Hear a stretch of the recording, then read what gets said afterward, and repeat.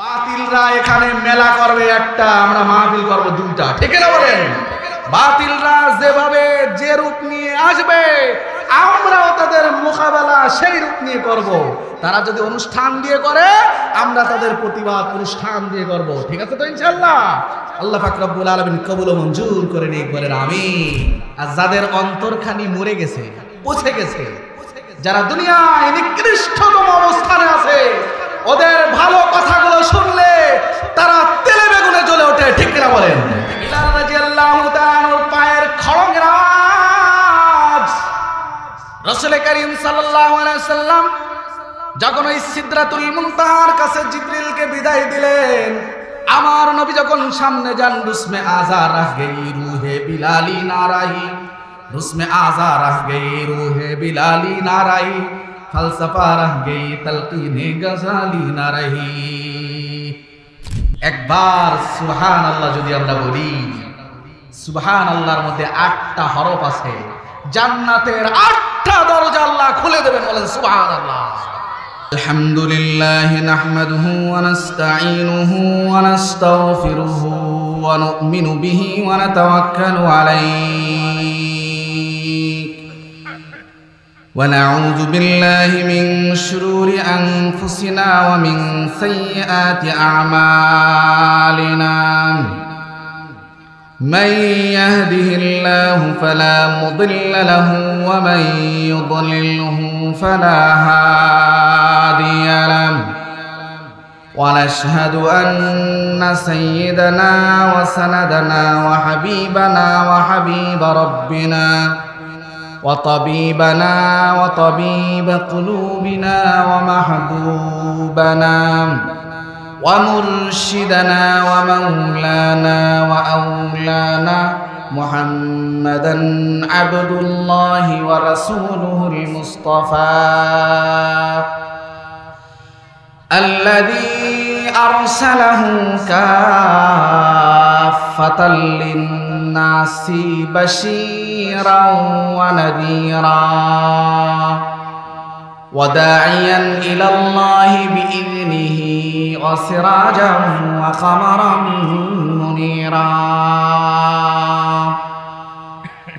أما بعد فقد قال الله تعالى في كلامه المجيد وفرقانه الحميد: أعوذ بالله من الشيطان الرجيم. بسم الله الرحمن الرحيم. ولقد آتينا لقمان الحكمة أن اشكر لله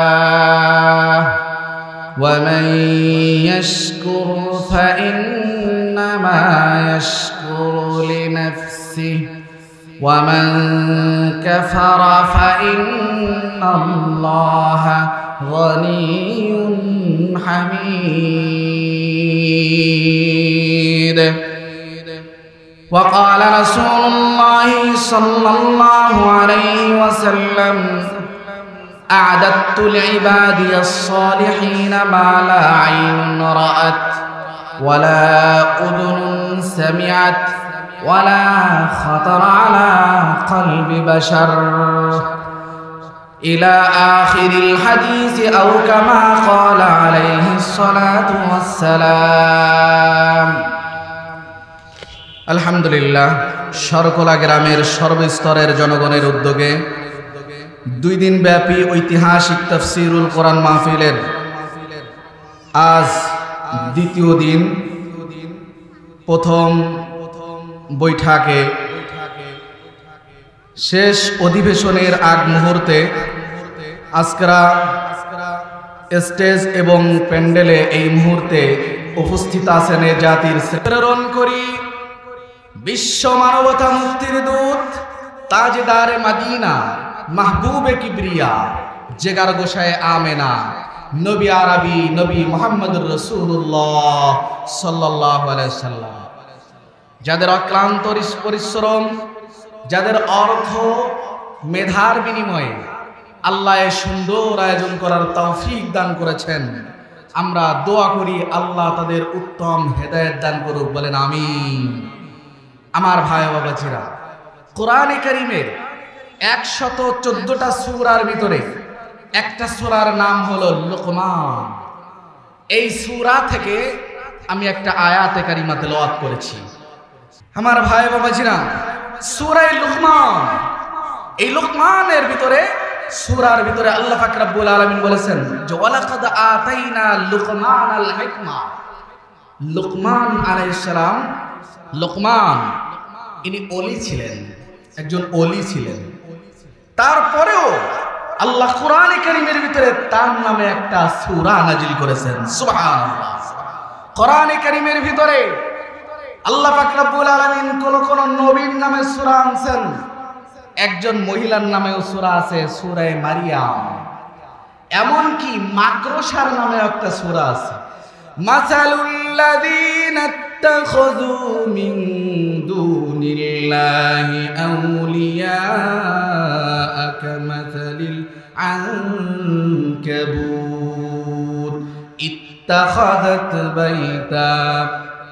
আল্লাহ পাক রব্বুল আলামিন এই সূরা আনকাবুত, আনকাবুত মানে মাকড়সা, এই সূরাটা আল্লাহ পাক রব্বুল আলামিন মাকড়সার নামেও সূরা নাজিল করেছেন। এই সূরার ভিতরে 20 নম্বর পারার 20 নম্বর পৃষ্ঠায় সূরা আনকাবুতের ভিতরে আল্লাহ বলেন মাসালুল্লাযীনা ইত্তাখাযু মিন দুনিল্লাহ আউলিয়া কামাসালিল আনকাবুত। যারা আল্লাহ ছাড়া অন্য কারো উপরে বন্ধুত্ব স্থাপন করে, আস্থা আর ভরসা রাখে, তাদের কেমন যেন কামাসালিল আনকাবুত, মাকড়সার জালের মতো, ঘর নির্মাণ করার মতো। একটা মাকড়সার ঘর, এটা কত দুর্বল হয় আল্লাহ নিজেই বলতেছেন। ইত্তাখাযাত বাইতা ওয়া ইন্না আওহানাল বুয়ুতি লাবাইতুল আনকাবুত লাউ কানু ইয়ালামুন। আল্লাহর এই জমিনের ভিতরে যত ঘর রয়েছে, মানুষ যখন একটা ঘর তৈরি করে, 60 বছর বয়স হইলেও যখন ঘর তৈরি করে, তার ব্রেনের ভিতরে থাকে আমার এই ঘরটা যেন 50-100 বছরের ভিতরে নষ্ট না হয়। সে কয় বছর বাঁচবে এটা কিন্তু সে ভাবে না। ঘর তৈরি করার সময় কিন্তু নরমাল করে ঘর কেউ তৈরি করে না। আমার আরশে আজিমের মালিক বলেন এই দুনিয়ার মধ্যে যত ঘর আছে, ওয়া ইন্না আওহানাল বুয়ুতি লাবাইতুল আনকাবুত, এই দুনিয়ায় যত ঘর রয়েছে সব ঘরগুলো হলো, সব ঘর থেকে মাকড়সার ঘরটা বড় দুর্বল ঘর। এই দুর্বল ঘরটাকে আপনি ঝাড়ু দিয়ে, এক নাড়া দিয়ে ভেঙে দিতে পারবেন, ঠিক কিনা বলেন? কিন্তু এই ঘর, এই যে স্কুল ঘরটা, এটা নাড়া দিয়ে কেউ ভেঙে দিতে পারবেন? আপনার বাড়িটা কি নাড়া দিয়ে ভাঙা যাবে? না, ওটা মজবুত করে করা। আমার আল্লাহ পাক রব্বুল আলামিন বলেন মাসালুল্লাযীনা ইত্তাখাযু মিন দুনিল্লাহি আউলিয়া কামাসালিল আনকাবুত। যারা আল্লাহ ছাড়া অন্য কারোর উপরে আস্থা, বিশ্বাস আর বন্ধুত্ব স্থাপন করে, ওদের সাথে সম্পর্ক আর বন্ধুত্বটা এমন যেমন একটা মাকড়সার জালের মতো, মাকড়সার ঘরের মতো। ওই মাকড়সার ঘরটা যেমন দুর্বল, তাদের বন্ধুত্ব স্থাপনটাও তেমন দুর্বল।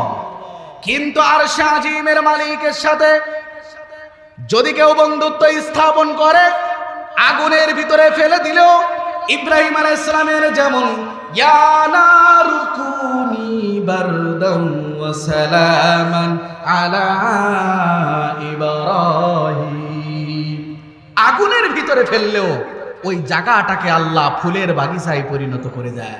সুবহানাল্লাহ বলবেন না?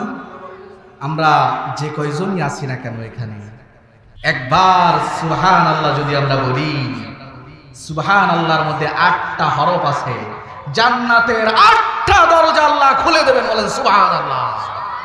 আমার ভাই বাবাজিরা, রাসূল করিম সাল্লাল্লাহু আলাইহি সাল্লাম সহ এই যুগে যুগে যারাই নবী রাসূল সহ ওলিয়ার ইকরাম, সালেহিন ইকরাম, উলামা ইকরাম আল্লাহর সাথে বন্ধুত্ব স্থাপন যারা করে, আল্লাহর সাথে যারা বন্ধুত্ব করে, তারা দুনিয়ার কোনো পরাশক্তিকে ভয় পায় না, ঠিক না?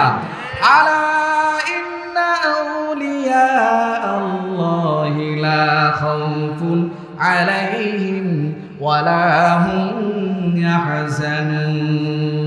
তাদের ভয়ও নাই, তাদের চিন্তাও নয়, কেন তারা বন্ধুত্ব স্থাপন করেছে এমন রবের দিকে যিনি 7 তবক আসমানের মালিক, 7 তবক জমিনের মালিক, সব কিছুর মালিক যে আল্লাহ পাক রব্বুল আলামিন, তার সাথে বন্ধুত্ব স্থাপন করেছেন। সুতরাং এই ব্যক্তির বন্ধুত্ব স্থাপন করার কারণে দুনিয়ার কোনো পরাশক্তি তাকে দমিয়ে রাখতে পারে না, ঠিক কিনা বলেন? আমার ভাই বাবা জান, আল্লাহ পাক রব্বুল আলামিন এই আনকাবুত মাকরুসার নামে যেমন সূরা রেখেছেন, অনুরূপভাবে নাহাল মৌমাছির নামে, নারীদের নামে বিভিন্ন ভাবে আল্লাহ বিভিন্ন নামে রাখছেন। একজন ওলি লুকমানে হাকিমের নামেও আল্লাহ পাক রব্বুল আলামিন গোটা কোরআনের 114টা সূরার ভিতরে আল্লাহ একটা সূরার নাম আল্লাহ পাক রব্বুল আলামিন লুকমান রেখেছেন। এই লুকমান আলাইহিস সালাম, লুকমান হাকিম, উনি খুব খাটো ছিলেন, কালো ছিলেন। এই কালো আর পরিষ্কার, সাদা আর লাল, এটা আল্লাহর কাছে কোনো দাম নয়, ঠিক কিনা বলেন? কে কালো, কে পরিষ্কার, কে খাটো, কে লম্বা, এটা বিষয় নয়। কেননা বিলালে হাফসির আপনারা নাম শুনেছেন, শোনেননি? বিলালে হাফসি খুব পরিষ্কার ছিলেন তো নাকি? বিরাল সুন্দর চেহারা ছিল না, বিলাল হাফসি চেহারাই সুন্দর ছিল না, হাফসি ছিলেন। এরপরও রাসূল করিম সাল্লাল্লাহু আলাইহি সাল্লাম যখন মেরাজ গমন করেন, নির্দিষ্ট একটা স্থান সিদরাতুল মুনতাহার কাছে পৌঁছানোর পরে রাসূল করিম সাল্লাল্লাহু আলাইহি সাল্লামকে জিবরিল আমিন আলাইহিস সালাম বলেন যে, ইয়া রাসূলুল্লাহ, এখান থেকে একটা পা সামনে বাড়ানোর ক্ষমতা আমার আর নেই, আমাকে এই পর্যন্তই থাকতে পারবো, এরপরে আমি আর যাইতে পারবো না। রাসূল সাল্লাল্লাহু আলাইহি সাল্লাম মনের ভিতরে একটু ভয় ভয় পাইলেন। আমরাও যখন অন্ধকার রজনীতে একা একা কোনো রাস্তায় চলি, বাগানের ভিতর দিয়ে অন্ধকার রজনীতে, একটু মনের ভিতরে একটু ভয় ভয় লাগে কিনা বলেন? পীরেরও লাগে, আলেমেরও লাগে, সমস্ত মানুষের মনের মধ্যে ভয় লাগে। ভয় মানুষের ভিতরে একটু ভয়ে কাজ করে। আল্লাহর রাসূল সাল্লাল্লাহু আলাইহি ওয়াসাল্লাম বলেন, জিবরিল রে, তুমি এখান থেকে চলে যাবা, আমি এখান থেকে একা একা কিভাবে যাব?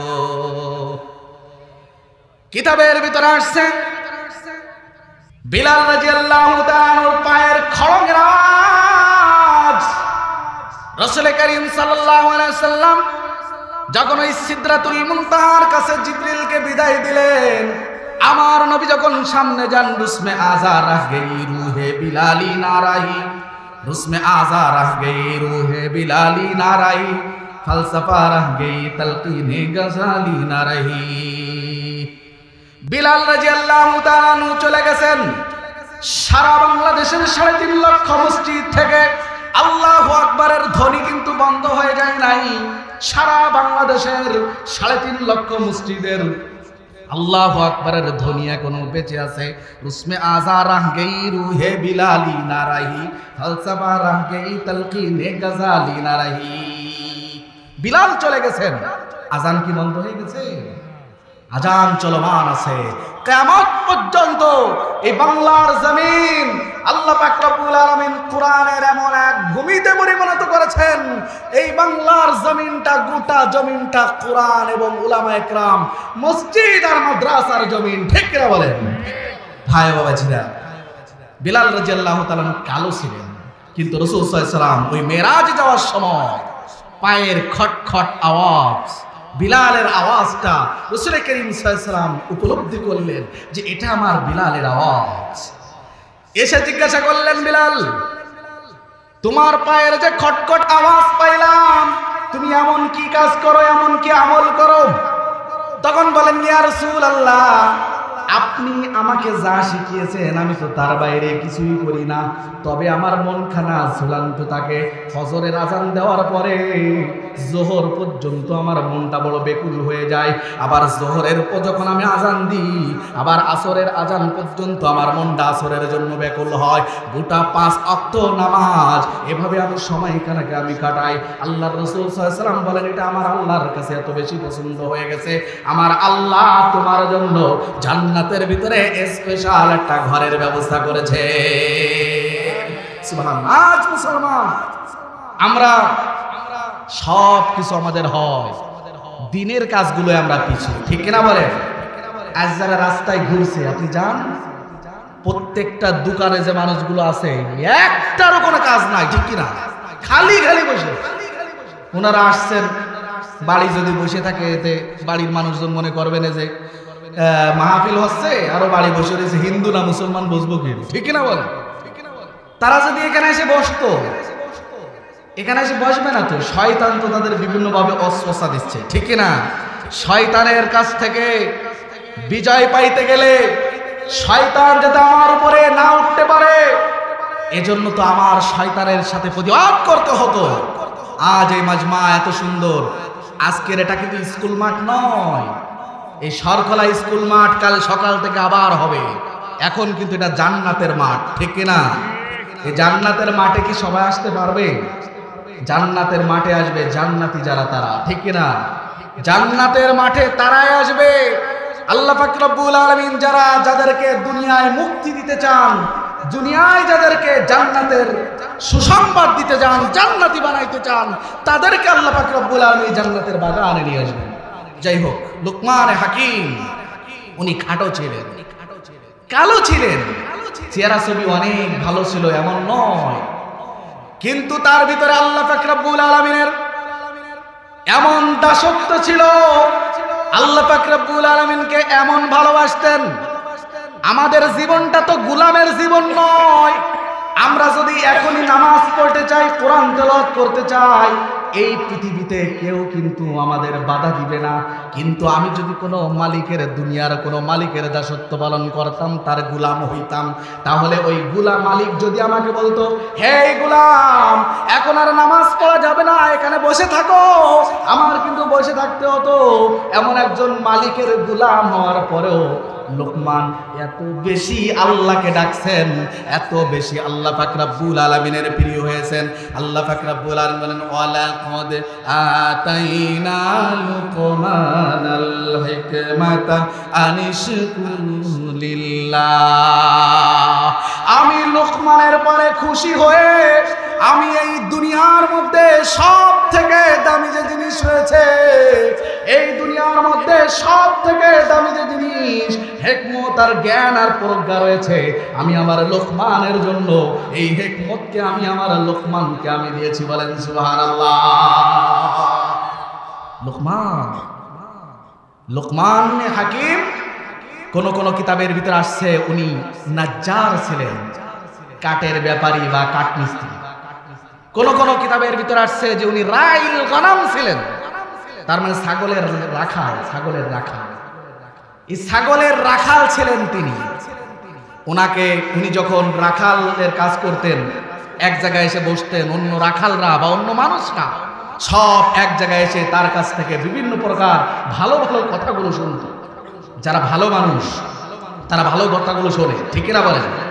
আর যাদের অন্তরখানি মরে গেছে, পচে গেছে, যারা দুনিয়ায় নিকৃষ্টতম অবস্থানে আছে, ওদের ভালো কথাগুলো শুনলে তারা তেলে বেগুনে জ্বলে ওঠে, ঠিক না বলেন?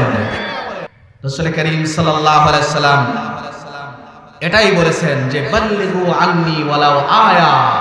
আমার বাণী, যেটা আমি রাসূল নিজের মুখ দিয়ে বলি নাই, যেটা আমি রাসূল নিজের মস্তিষ্ক দিয়ে তৈরি করি নাই, অন্নাজিবি ইদা হাওয়া মা যাল্লা সাহিবুকুম ওয়া মা গাওয়া ওয়া মা ইয়ানতিকু আনিল হাওয়া ইন হুয়া ইল্লা ওয়াহয়ুন ইউহা। আমি নবী যদি আমার আল্লাহর কাছ থেকে ওহী ছাড়া আমার নিজের বানানো একটা কথা বলতাম, আল্লাহ আমার টুটি টেনে ছিঁড়ে ফেলে দিত। আমি রাসূল নিজের বানানো কোনো কথা বলি না, আল্লাহর প্রেরিত কথা বলি, ঠিক কি না? লোকমান হাকিম ওনার কাছে যখন সব সুন্দর সুন্দর কথা শোনার জন্য যখন মানুষ আসা শুরু করলো, ভিড় করা শুরু করলো, তখন লোকমান হাকিমের যে মালিক রয়েছে উনি এই জিনিসটা দেখে খুব উপলব্ধি করলো যে কি ব্যাপার, আমি মালিক, আমার কাছে তো কেউ আসে না, তার কাছে কেন এত যায়? উনি খুঁজতে লাগলেন যে কারণটা কি। খুঁজে দেখলেন যে আমার ঘরে যে গোলাম লোকমান রয়েছে, এই লোকমান সাধারণ কোনো মানুষ নয়, এটা হয়তোবা বিশেষ কোনো গুণ আল্লাহ তার ভিতরে দিয়েছেন, আর সে আজিমের মালিক হয়তো বিশেষ কোনো প্রজ্ঞা তার ভিতরে দিয়েছেন। লোকমান হাকিমকে পরীক্ষা করার জন্য বললেন, লোকমান রে, ও লোকমান, তুমি একটা বকরি জবাই করবা। এই বকরি জবাই করার পরে বকরির ভিতরে সব থেকে ভালো দামি যে জিনিসটা আছে ওই জিনিসটা আমার কাছে নিয়ে আসবা। সব থেকে ভালো আর দামি যে জিনিসটা রয়েছে সেটা আমার কাছে নিয়ে আসবা। আপনারা কথা বোঝেন? মাগরিবের পরে হোক, ইশার পরে হোক, আর যে সময় হোক, কোরআন হাদিসের আলোচনা খুব খেয়াল করে যদি শোনা হয়, একটা বিষয় যদি আজকের আমার এখান থেকে শিক্ষা হয়, একটা বিষয় যদি আরশে আজিমের মালিক কবুল করে নেন, ওই একটা জিনিসের জন্য এই মাহফিল কমিটির ইন্তজাম আল্লাহর দরবারে কবুল হয়ে যাবে, ঠিক না বলেন? এজন্য ভাই বাবাজিরা খুব খেয়াল করে কথাগুলো শুনতে হবে, আমলের নিয়তে বোঝার জন্য চেষ্টা করতে হবে। লোকমান হাকিম বকরি জবাই করলেন। জবাই করার পরে ওই বকরির জিব্বা, লিসান, জিব্বা আর কলব, অন্তর, এই দুইটা জিনিস নিয়ে তার মালিকের কাছে উপস্থিত হয়ে বলতেছেন যে মালিক, আমি আমার এই বকরি জবাই করার পরে এর থেকে শ্রেষ্ঠ আর উত্তম কোন জিনিস তো আমি পাইলাম না ওর ভিতরে, আমি তো এইটাই সব থেকে শ্রেষ্ঠ পাইলাম। এবার লোকমান হাকিমকে আবার বলা হলো, তুমি আবার একটা বকরি জবাই করো, আর বকরি জবাই করার পরে সব থেকে নিকৃষ্ট যে জিনিস দুইটা আছে তা নিয়ে আসো, সব থেকে নিকৃষ্ট জিনিস। লোকমান হাকিম আবার জবাই করলেন, আর জবাই করার পরে সব থেকে নিকৃষ্ট জিনিসও দুইটা পাইলেন। একটা হলো ওই জিহ্বা, আর একটা হলো অন্তর। এই সব থেকে উৎকৃষ্ট জিনিসও যে দুইটা, সব থেকে নিকৃষ্ট জিনিসও সেই দুইটা, একই জিনিস যখন উপস্থিত করলেন, এবার মালিক তখন বলেন, ও লোকমান, সব থেকে উৎকৃষ্ট জিনিসও দুইটা নিয়ে আসলা, আর সব থেকে নিকৃষ্ট জিনিসও দুইটা নিয়ে আসলা, তাহলে বুঝবো কিভাবে? পার্থক্য কি আছে? লোকমান হাকিম যে কথাটা বলেছেন, যে জিনিসটা উপস্থাপন করেছেন, আমার নবীও ওই কথাটা বলেছেন।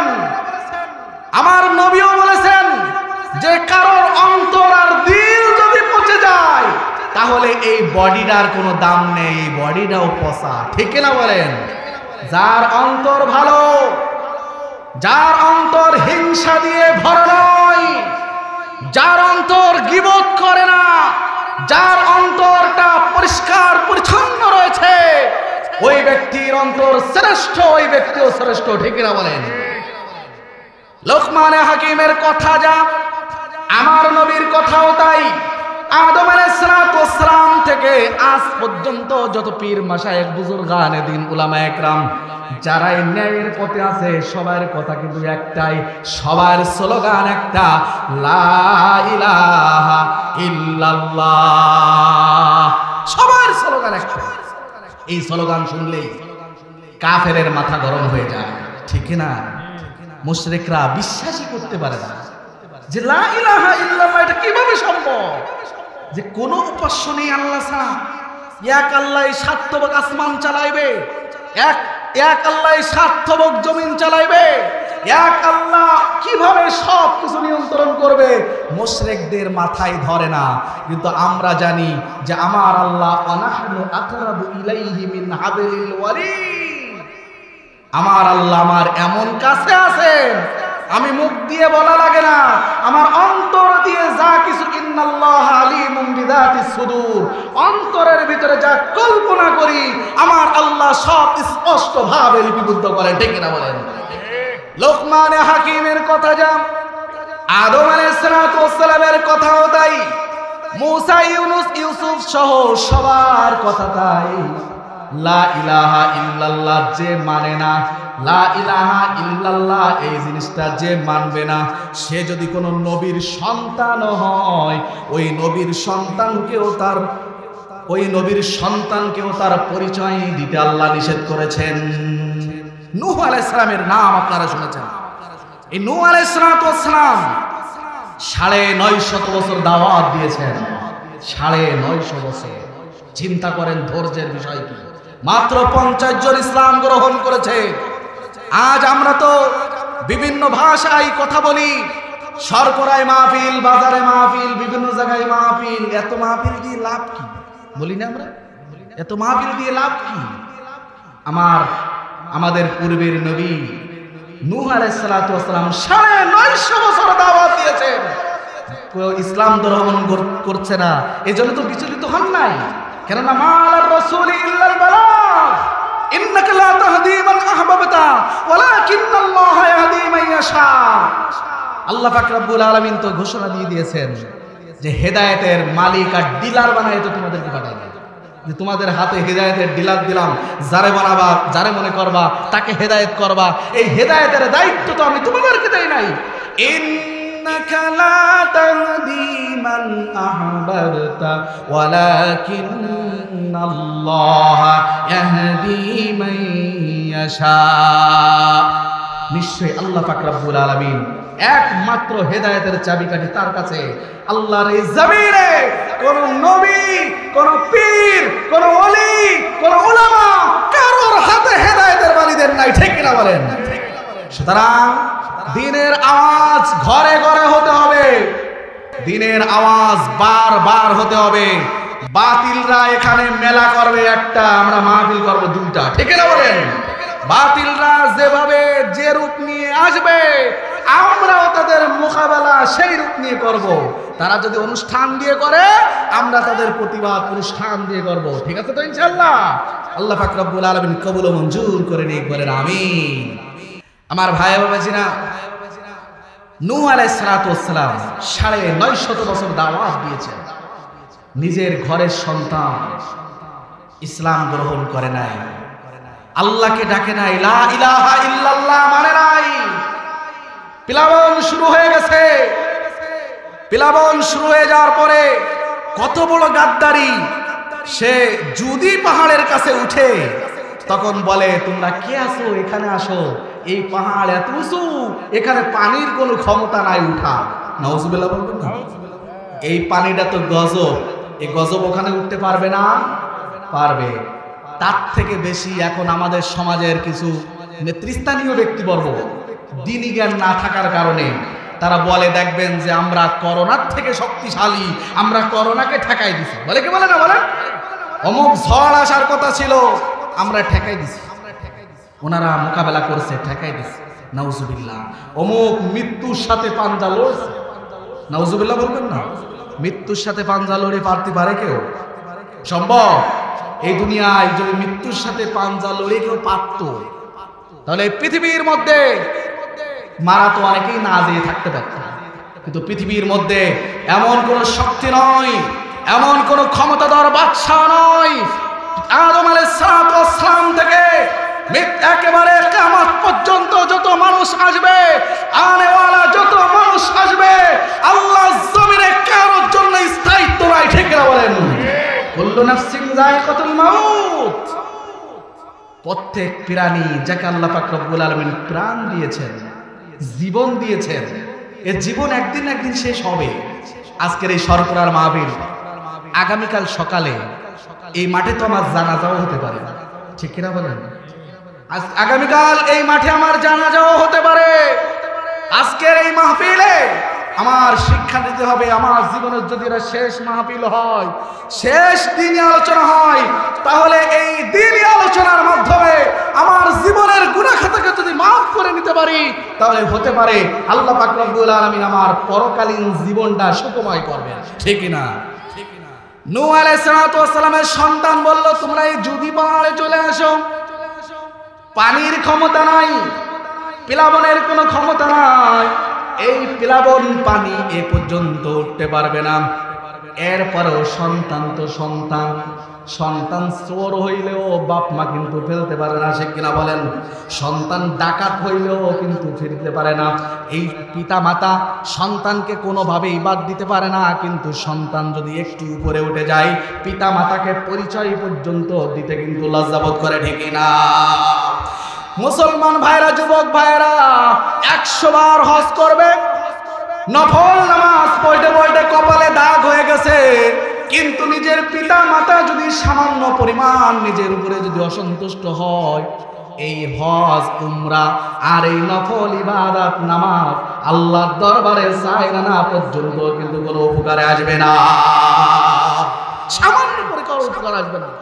যুবক ভাইরা, সুতরাং যে পিতামাতা তোমার সর্বস্ব বিলিয়ে দিয়ে তোমাকে একেবারে জীবনের অন্ত থেকে একেবারে শুরু থেকে শেষ পর্যন্ত গোটা জীবনটা তোমার জন্য বিলীন করে দেয়, এই পিতামাতা যদি মৃত্যুর সময় তোমার জন্য দোয়া না করে, তোমার পরে সন্তুষ্ট না হয়, তুমি হাজি হও আর গাজী হও, বড় আলেম হও, এর 1 পয়সা কাজে আসবে না, বলেন ঠিক না?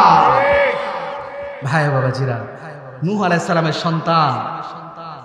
সন্তান তো এভাবে করতে থাকলে নূহ আলাইহিস সালামের মনের মধ্যে চাইলো, সন্তান যদি আমার নৌকায় একটু আশ্রয় পাত তাহলে তো আর ডুবতে হতো না। এই মনের ভিতরে যখন চালো, মনের ভিতরে যখন প্রকাশ পাওয়া শুরু হলো, আল্লাহ পাক রব্বুল আলামিন বললেন, ক্বালা ইয়া নূহু ইন্নাহু লাইসা মিন আহলিক ইন্নাহু আমালুন গায়রু সালিহ। হে নূহ, যাকে তুমি সন্তান দাবি করছো, ও তোমার জন্ম দেওয়া সন্তান হতে পারে, বাস্তবিকভাবে সে লা ইলাহা ইল্লাল্লাহর অনুসারী না হওয়ার কারণে ও লাইসা মিন আহলিক, তোমার আহাল থেকে নয়, ও তোমার আহাল নয়, তোমার পরিবারের কেউ না। এরপরেও যদি তুমি তাকে পরিবারের কেউ হিসেবে গ্রহণ করতে চাও, তাহলে আমি তোমাকে বলে দিলাম, যদি আর একবারও তাকে সন্তান পরিচয় দিয়ে নিজের আহাল থেকে যদি গ্রহণ করতে চাও, আমার নবুয়তের খাতা থেকে তোমার নাম কিন্তু কেটে যেতে পারে, ঠিক না? আমার ভাই বাবাজিরা, এজন্য লোকমান হাকিম 2টা জিনিস নিয়ে আসলেন। জিব্বা, আজান হচ্ছে, আমরা একটু আজানের জবাব দিই, যেহেতু পাশেই আজান হচ্ছে। আজানের পরে অল্প কিছু সময় কথা হবে, আমার কেউ উঠবো না ইনশাআল্লাহ। যে আলোচনা শুনছিলাম যে লোকমান হাকিম সব থেকে দামি বস্তু হিসাবে জিব্বা আর অন্তরটাকে নিয়ে গেলেন, সব থেকে নিকৃষ্ট জিনিস হিসাবেও সেই 2টা নিয়ে গেলেন, আর এটাই তার মালিককে বুঝাইতে চাইলেন, জিব্বা আর এই অন্তরটা যদি কারোর ভালো হয়ে যায় তাহলে এই পৃথিবীর মধ্যে সে শ্রেষ্ঠ ব্যক্তি হয়ে যায়, ঠিক কিনা? আর এই 2টা যার নোংরা, অন্তর যার পচা, সে চুরিও করতে পারে, ডাকাতিও করতে পারে, সন্ত্রাসীও করতে পারে, বদমাইশিও করতে পারে, সব কিছু তার জন্য ঠিক হয়ে যায়, কোনো সমস্যা হয় না, ঠিক কিনা বলেন? এই জন্য তো কোরআনে কারীম থেকে গোটা কোরআনের একবারে সূরা ফাতিহা থেকে নাস পর্যন্ত গোটা কোরআনের 30 পারার ভিতরে আল্লাহ 3 ধরনের অন্তরকে 3 ভাগ করেছেন। একটা অন্তর হলো সুস্থ অন্তর, আর একটা অন্তর হলো অসুস্থ অন্তর, আর একটা অন্তর হলো মৃত অন্তর। আল্লাহ পাক রব্বুল আলামিন সুস্থ অন্তর সম্পর্কে বলেন, লা ইয়ানফাউ মালুন ওয়ালা বানুন ইল্লা মান আতাল্লাহা বিকলবিন সালিম। সুবহানাল্লাহ। ইল্লা মান আতাল্লাহা বিকলবিন সালিম। কলবে সালিম যার থাকবে, সুস্থ অন্তর যার থাকবে, সে নামাজ যেমন পড়বে জামাতে, টিভিও কিন্তু জামাতে দেখতে পারবে না, ঠিক কিনা বলেন? সে নামাজ পড়বে, ইন্নাস সালাতা তানহা আনিল ফাহশাই ওয়াল মুনকার, নামাজ তার অন্যায় অশ্লীল কাজ থেকে বাঁচিয়ে রাখবে, ঠিক না? এজন্য সুস্থ অন্তরের অধিকারী যারা আমরা হব, আমাদের অন্তর যাদের কলবে সালিম হবে, আল্লাহ পাক রব্বুল আলামিন এই সুস্থ অন্তর সম্পর্কে বলেছেন, ইল্লা মান আতাল্লাহা বিকলবিন সালিম। সুস্থ অন্তরের অধিকারী ব্যক্তি এরা মৃত্যুবরণ করার পরে ওয়াসিকাল্লাযীনা তাকাউ রাব্বাহুম ইলাল জান্নাতি যুমারা, আল্লাহ তাদেরকে জান্নাত ফয়সালা করে দেবেন। সুবহানাল্লাহ।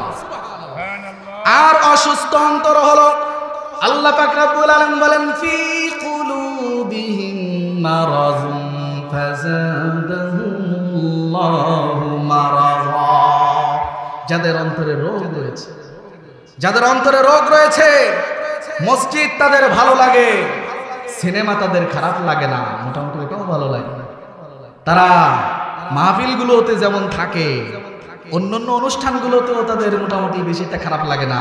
হাফেজা আগার ওসলে খাহি সুলহে কুনবা খাসো আম, হাফেজা আগার ওসলে খাহি সুলহে কুনবা খাসো আম, বা মুসলমান আল্লাহ আল্লাহ বাবে রহমান রামেরা। মুসলমানের কাছে এসে যেভাবে আল্লাহ আল্লাহ করে, মুসলমানদের সাথে রাখে রোজা, আর হিন্দুদের সাথে করে হলো পূজা, ওদের দুই জায়গাটা ভালো লাগে, দুই জায়গাটাই ঠিক রাখে। হাফেজ আগার ওসলে খাহি সুলহে কুনবা খাসো আম, বা মুসলমান আল্লাহ আল্লাহ বাবে রহমান রামেরা। মুসলমানের সাথে করে আল্লাহ আল্লাহ, আর ব্রাহ্মণের সাথে করে রাম রাম। 2 নম্বর অন্তর হলো অসুস্থ অন্তর। ফি কুলুবিহিম মারাযুন ফাযাদাহুমুল্লাহু মারাযা, ফি কুলুবিহিম মারাযুন ফাযাদাহুমুল্লাহু মারাযা, তার অন্তরের ভিতর রোগ রয়েছে, এজন্য সব কিছু ভালো লাগে। সাপে কাটা রোগী, যে রোগীর সাপে কাটছে, ওর যখন মনে করেন ঝাল খাওয়ানো হবে, বিষ যদি ওর থাকে, বিষধর সাপ, ওর কি ঝাল মনে হবে? ও ঝাল খাবে, ওর মিষ্টি লাগবে, কেননা ওর ভিতরে রোগ ধরা করছে, ওর শরীরের ভিতরে, ওর জাসাদের ভিতরে রোগ ধরছে, এই জন্য ওর ওই ঝালটার ঝাল লাগছে না, ঝাল লাগছে মিষ্টি, ঠিক কিনা? তো এই জন্য ফি কুলুবিহিম মারাযুন, অন্তরটা যার অসুস্থ হয়ে গেছে, তার ভালো কাজ আর ভালো লাগবে না।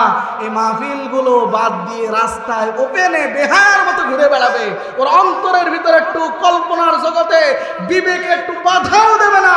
মুসলমানের সন্তান হয়ে মুসলমানের অনুষ্ঠানের থেকে দূরে থাকি কিভাবে, ঠিক কিনা বলেন? ফি কুলুবিহিম মারাযুন ফাযাদাহুমুল্লাহু মারাযা।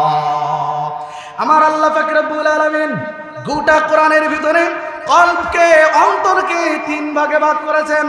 এই 3 ভাগে ভাগ করার 1 নম্বর হলো বললাম সুস্থ অন্তর। ইল্লা মান আতাল্লাহা বিকলবিন সালিম, কলবে সালিমের অধিকারী 2 চোখ বন্ধ করবে জান্নাতে চলে যাবে। আর 2 নম্বর অসুস্থ অন্তর মুনাফিক। মুনাফিক ইসলামের শুরু থেকে আজ পর্যন্ত ইসলামের যত ক্ষতি হয়েছে, কাফের মুশরিক মুনাফিকের দ্বারা যে ক্ষতি হয়েছে, তার থেকে বেশি মুনাফিকের দ্বারা ইসলাম রোগাক্রান্ত হয়েছে, ঠিক না বলে? কেননা তাদের দেখতে একই রকম, আমার মতো টুপি তার মাথায়ও থাকবে, আমার মতো জামা তার সাথেও থাকবে, একই সাথে নামাজ পড়বে, একই সাথে হজ করবে, একই সাথে যাকাত দেবে, আমার সাথে আল্লাহ আল্লাহ করবে, সব জায়গায় তাদের একই, পার্থক্য করা যাবে না। পার্থক্য থাকে এক জায়গায় থাকবে, যে জায়গাটা দেখতে পারেন ইন্নাল্লাহা আলিমুন বিযাতিস সুদূর, একমাত্র অন্তর্যামী আল্লাহ ছাড়া এই আল্লাহর দুনিয়ার কেউ পরীক্ষা করতে পারে না। এরা হলো মুনাফিক, ঠিক না বলেন? আর 3 নাম্বার হলো মৃত্যু অন্তর। মৃত্যু অন্তর, যে অন্তরখানা মারা গিয়েছে। ওয়ালাকাদ যারানা লিজাহান্নামা কাসীরাম মিনাল জিন্নি ওয়াল ইনস লাহুম কুলুবুন লা ইয়াফকাহুনা বিহা ওয়া লাহুম আ'য়ুনুন লা ইউবসিরুনা বিহা ওয়া লাহুম আযানুন লা ইয়াসমাউনা বিহা উলাইকা কাল আনআমি বাল হুম আদাল উলাইকা হুমুল গাফিলুন। আল্লাহ পাক রব্বুল আলামিন মৃত্যু অন্তর সম্পর্কে বলেন, আমি মানব এবং দানবের জন্য, আমরা নামাজ পড়বো ইনশাআল্লাহ, আর মাত্র 2-3 মিনিটের মধ্যে শেষ করে দেবো, যেহেতু আমাদের ঈশার নামাজের একেবারে মুখোমুখি সময় চলে আসছে। আমরা ইনশাআল্লাহ 2-3 মিনিটের ভিতরে শেষ করে দেবো, এই আলোচনাটুকু শেষ হয়ে যাওয়ার সাথে সাথে। মৃত্যু অন্তর, এই মৃত্যু অন্তর সম্পর্কে আল্লাহ পাক রব্বুল আলামিন বলেন, ওয়ালাকাদ যারানা লিজাহান্নাম, আমি জাহান্নামকে প্রস্তুত করে রেখেছি, তৈরি করে রেখেছি। কাসীরাম মিনাল জিন্নি ওয়াল ইনস, মানব এবং দানবের ভিতরে ম্যাক্সিমাম তাদের জন্য আমি গোছায় রেখেছি, তাদের জন্য প্রস্তুত করে রেখেছি। কারা তারা? ওই যে মৃত্যু অন্তর, লাহুম কুলুবুল লা ইয়াফকাহুনা বিহা, যাদের অন্তর রয়েছে কিন্তু এই অন্তর দিয়ে তারা ভালো কিছু বোঝে না, ভালো কিছু বোঝার চেষ্টাও করে না, অন্তরটা মারা গেছে। আছে না নাই? অন্তর দিয়ে তারা ভালো কিছু বোঝে না। ওয়ালাহুম আয়ুনুল লা ইউবসিরুনা বিহা, তাদের চক্ষু আছে কিন্তু এই চোখ দিয়ে তারা ভালো কিছু দেখে না, চোখ দিয়ে আল্লাহর কোরআন দেখে না, চোখ দিয়ে তারা রাসূলের হাদিস দেখে না। কোরআনের এই চক্ষু দিয়ে এটা যারা দেখে তাদেরকে তারা ভালোবাসে না, ঠিক না? আমার ভাই বলছে না, অন্তর যাদের মারা গেছে তাদের কোনো কিছুই ভালো লাগে না। ওয়ালাহুম আযানুল লা ইয়াসমাউনা বিহা, আল্লাহ এত সুন্দর কান দিয়েছেন, এই কান দিয়ে তারা ভালো কিছু শোনে না। তাদের এই এখানে যে মাহফিল হচ্ছে, কোরআনের আওয়াজ হচ্ছে, এমন অনেক মানুষ আছে যাদের অসহ্য লেগে যাচ্ছে। এত মাহফিল লাগে নাকি? এত মাহফিল লাগে কোন সাগে, ঠিকই না বলেন? তারা কিন্তু এটা অতিষ্ঠ হয়ে যাচ্ছে। কিন্তু যারা প্রকৃতপক্ষে আল্লাহর বান্দা, যারা কোরআনের আওয়াজ, এই মাইকের আওয়াজটা যত বেশি হয় তাদের ঈমানের ভিতরে বড় সাঙ্গা দিয়ে ওঠে, ঠিকই না বলেন? ঈমানের এক আলাদা টেস্ট অনুভব তারা করতে পারে। উলাইকা কাল আনাম, যাদের অন্তরটা মারা গেছে এরা কেমন? উলাইকা কাল আনাম, এরা হলো চতুষ্পদ জন্তুর মতো। বালহুম আদাল, বরং তার থেকে অনেক নিকৃষ্ট। কেননা আমার আল্লাহ কুকুরকে তো আর কথা বলার শক্তি দেয় নাই, কুকুরকে তো আর ভালো মন্দ দিক নির্দেশনার কোনো জ্ঞান দেয় নাই। কুকুরের কোনো মাদ্রাসা নাই, কুকুরের কোনো মসজিদ নাই, কুকুরের জন্য কোনো স্কুল নাই, গরু ছাগলের জন্য আলাদা কোনো শিক্ষা প্রতিষ্ঠান নাই, তাদের কোনো বিবেক বুদ্ধি নাই। কিন্তু আরশে আজিমের মালিক ওয়ালাকাদ কাররামনা বানি আদম, বনি আদমকে এত সম্মানিত করে সুন্দর করে সৃষ্টি করেছেন, ভালো মন্দের জ্ঞান দিয়েছেন। এরপরেও যদি তারা না মানে, উলাইকা কাল আনামি বাল হুম আদাল, এরা হলো চতুষ্পদ জন্তুর থেকে অনেক নিকৃষ্ট। ভাই বাবাজিরা, আমি সূরা লুকমান থেকে একটা আয়াতে কারিমা তেলাওয়াত করেছিলাম। আরো কিছু কথা বলার ইচ্ছা ছিল, কিন্তু বিবিধমুখী আলোচনা থাকার কারণে আমি মূল আলোচনার ভিতরে যাইতে পারি নাই। যদি আল্লাহ তৌফিক দান করেন, ইনশাআল্লাহ কোনো না কোনো মজলিসে ইনশাআল্লাহ আলোচনা হবে।